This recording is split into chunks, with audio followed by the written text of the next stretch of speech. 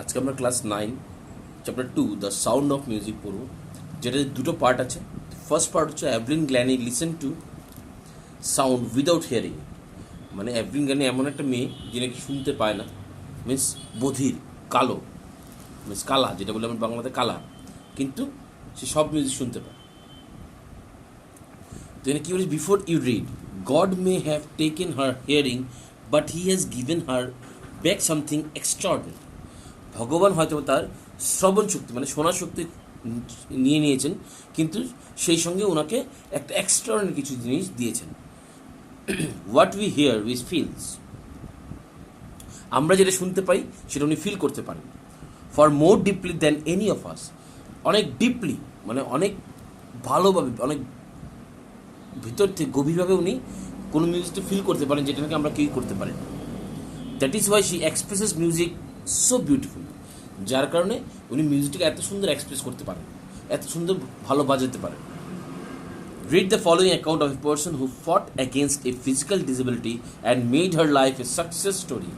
আমরা এই গল্পের মধ্যে এমন একজন মহিলার কথা বলবো বা এমন একজনের কথা বলবো যে নাকি তার ফিজিক্যাল ডিসেবিলিটি মিনস ফিজিক্যালি হয়তো বা কোনোভাবে ডিসেবল, সে কানে শুনতে পায় না, কিন্তু সে নিজের লাইফটাকে সাকসেস করতে পেরেছে। Rush hours crowds jostle for position on the underground train platform. Underground যে ট্রেন প্ল্যাটফর্ম হচ্ছে, আন্ডারগ্রাউন্ড ট্রেন প্ল্যাটফর্ম বলতে মাটির নিচে দিয়ে যে রেলগুলো চলে, ঠিক আছে, ওই আন্ডারগ্রাউন্ড প্ল্যাটফর্মে প্রচণ্ড ধাক্কামুক্কি চলছে। রাশ আওয়ার্স, কেন ট্রেন আসছে এবং সবাই সবার ওই ট্রেনে ওঠার জন্য সবাই সবার পজিশন নিচ্ছে, তখন সবার মধ্যে একটা ধাক্কামুক্কি চলছে। এই স্লাইড গার্ল, স্লাইড বলতে খুব রোগা পাতলা একটা মেয়ে, লুকিং ইয়াঙ্গার দেন হার 17 ইয়ার্স, তার বয়স 17 কিন্তু সে 17 ইয়ার্সে মনে হয় না, অনেক ইয়ং লাগছে তাকে। Was nervous yet excited, say nervous ছিল, ঠিক আছে, টেনশন ছিল, বাট এক্সাইটেড ছিল। As she felt the vibrations of the approaching train, কারণ কি সে ফিল করতে পারছিল ট্রেন আসছে, ট্রেনের যে ভাইব্রেশন, ওই কম্পনটা সে ফিল করতে পারছিল। It was her first day at the prestigious Royal Academy of Music in London, and daunting enough for any teenager fresh from a Scottish farm. বলছি সেটা ছিল তার প্রথম দিন। কোথায়? Prestigious royal academy of music, যেটা লন্ডনে আছে, ওখানে তার প্রথম দিন, মিনস ওখানে সে মিউজিক শেখার জন্য যাচ্ছে। এবং ডন্টিং, ডন্টিং মিনস ফ্রাইটেনিং, এটা অনেক ভয়ের বিষয় কোনো একটা টিনেজারের পক্ষে। টিনেজার কাকে বলি? 13 to 19 ইয়ার্স এজের মধ্যে যারা থাকে তাদেরকে আমরা টিনেজার বলি। তো 17 ইয়ার্স একটা টিনেজারের জন্য এটা খুব ভয়েরই কারণ, কারণ সেই কোথাকার মেয়ে? স্কটিশ ফার্ম, মানে স্কটল্যান্ডের ছোট্ট একটা গ্রামের মেয়ে আজকে কোথায়? লন্ডনের সবচেয়ে বড় মিউজিক স্কুলে সে মিউজিক শিখতে যাচ্ছে। তো সেটা তার কাছে একটা ভয়ের কারণ হয়ে দাঁড়িয়েছে। But this aspiring musician faced a bigger challenge than most. Aspiring musician বলতে a person who wants to be musician, কিন্তু তার যেখান থেকে সে আসুক তার মনে একটা ডিটারমিনেশন আছে, সে একটা মিউজিশিয়ান হবে, ঠিক আছে। এবং এই মিউজিশিয়ান যে আছে, যে মিউজিক, এই যে মেয়েটার কথা বলা হচ্ছে, সে faced bigger challenge than most.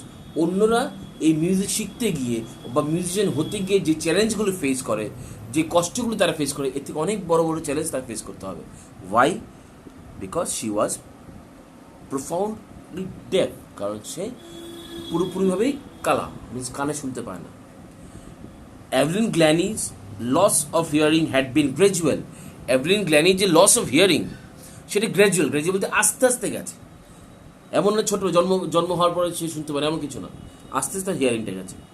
Her mother remembers noticing something was wrong when the 8-year-old Evelyn was waiting to play the piano. They called her name and she did not move. Evelyn গ্ল্যানির মা প্রথম জিনিসটা বুঝতে পেরেছিল যে 8 বছর বয়সে Evelyn গ্ল্যানি একদিন কী করছিল, সে পিয়ানোর সামনে বসে আছে কিন্তু পিয়ানো বাজাচ্ছে, তখন তার মা তার নাম ধরে ডাক দিল। তো নাম ধরে যখন ডাক দিল, কিন্তু সে কোনো ডিডন্ট মুভ, মানে সে কোনো রিপ্লাই করলো না। I suddenly realized she hadn't heard, says Isabel Glennie. আমি সাডেনলি বুঝতে পারলাম যে সে হয়তো বা আমার যে ডাকটা, সে ডাকটা শুনতে পায়নি। এখানে কে বলছে এটা? ইসাবেল গ্ল্যানি, মিনস এভলিন গ্ল্যানির মা। For quite a while Evelyn manage to conceal her growing deafness from friends and teachers. For quite a while, কিছুদিন হয়তো বা এভলিন গ্ল্যানি ম্যানেজ করতে পেরেছে, কনসিল ম্যানেজ বলতে লুকোতে পেরেছে তার ফ্রেন্ডসদের কাছে, তার টিচারদের কাছে তার ডেফনেসের কথা, সে যে কানে শুনতে পায় না। But by the time she was 11, her marks had deteriorated and her headmistress urged her parents to take her to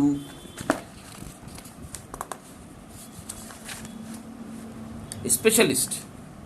কিন্তু যখন তার বয়স কত, at the time of 11 years বয়সে সে তার যে মার্কস আছে, মার্কস কন্টিনিউস ডেটোরেট, মানে দিনকে দিন তার রেজাল্ট খারাপ হতে থাকে। তখন তাদের ওই স্কুলের যে হেডমিস্ট্রেস তার মা বাবাকে ডেকে পাঠালো এবং বললো আপনার একটা স্পেশালিস্টকে দেখান। It was then discovered that her hearing was severely impaired as a result of gradual nerve damage. যখন তারা ডাক্তার দেখালো তখন স্পেশালিস্ট যে বললো তার যে হিয়ারিং ক্যাপাসিটি ওটা সিভিয়ারলি খুব বেশি ড্যামেজ হয়ে গেছে, ঠিক আছে, উইক হয়ে গেছে, বিকজ তার যে নার্ভ সিস্টেম দিনকে দিন ড্যামেজ হচ্ছে। They were advised that she should be fitted with hearing aids and sent to school for the deaf.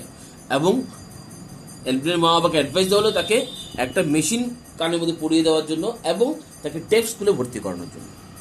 But Evelyn was not going to give up, কিন্তু Evelyn give up করবে না, means সে হতাশ হবে না। She was determined to lead a normal life and pursue her interest in music.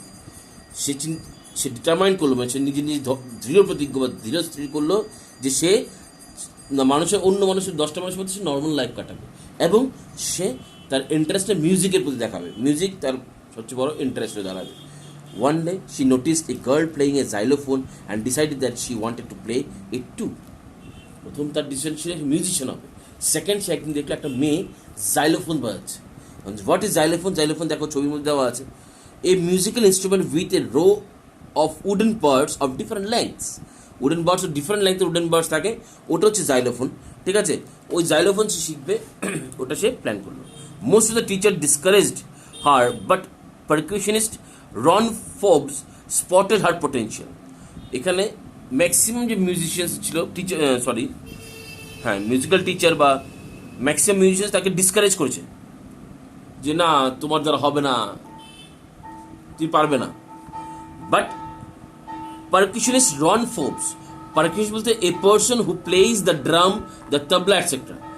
Drum, tabla, ঠিক আছে, এগুলো যারা বাজাতে তাকে পারকিউশনিস্ট বলা হয়। তো Ron Forbes spotted her potential, Ron Forbes তার মধ্যে পটেনশিয়াল দেখতে পেল।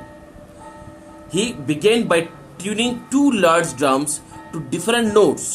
সে কী করলো, দুইটা ড্রামের নোটস চেঞ্জ করলো। নোটস বলতে দেখবে বড় বড় ড্রামের চারিদিকে একটা এরকম পেচকসের মতো, মিনস চাবির মতো থাকে যেটা ঘুরাতে হয়, ওই ঘুরালে পরে টিউন চেঞ্জ হয়। তো সে দুইটা ড্রামের ডিফারেন্ট টিউন করলো। Don't listen through your ears, he would say, try to sense its some other way. সে দুটো ড্রামকে মধ্যে একটা হাই নোট একটা লো নোটের মধ্যে দুটো ড্রামকে রেখে দিল এবং বললো যে তুমি এটাকে শোনার চেষ্টা করবে না, তুমি এটা ফিল করার চেষ্টা করো। এটাই বলছি, don't listen to through your ears, he would say, try to sense its some other way, অন্যরকমভাবে সেন্স করার চেষ্টা করো। Says Evelyn, suddenly I realized I could feel the higher drums from the waist up and the lower one from the waist down. হঠাৎ করে আমি কি করলাম, উপলব্ধি করতে পেলাম যে হায়ার নোটস মিনস যে উঁচু সাউন্ডটা আছে ওটা আমার ওয়েস্ট কোমরের থেকে উপরের যে শরীরের পার্টটা আছে ওটাতে ফিল করতে পারছি। আর লোয়ার নোটস, লোয়ার বলতে যে লো সাউন্ডটা আছে ওটা আমি কোমরের নিচের যে পোর্শন আছে বডির ওটা দিয়ে ফিল করতে পারছি। Forbes repeated the exercise and soon Evelyn discovered that she could sense certain notes in different parts of her body. এবং Forbes এই যে এক্সারসাইজটা ওটা কন্টিনিউসলি প্র্যাকটিস করতে গেল এবং শেষমেশ এভলিন বুঝতে পারলো তার body different parts different tone feel করতে পারে। I had learn to open my mind and body to sound and vibrations. আমি আমার শিখে গেছিলাম আমার মাইন্ডকে এবং আমার বডিকে কী করে সাউন্ডের সঙ্গে কাজে লাগাবো। আমি ফিল করতে পারছিলাম আমার মাইন্ড দিয়ে আমার বডি দিয়ে টোটাল সবগুলো মিউজিকের ভাইব্রেশনসগুলোকে।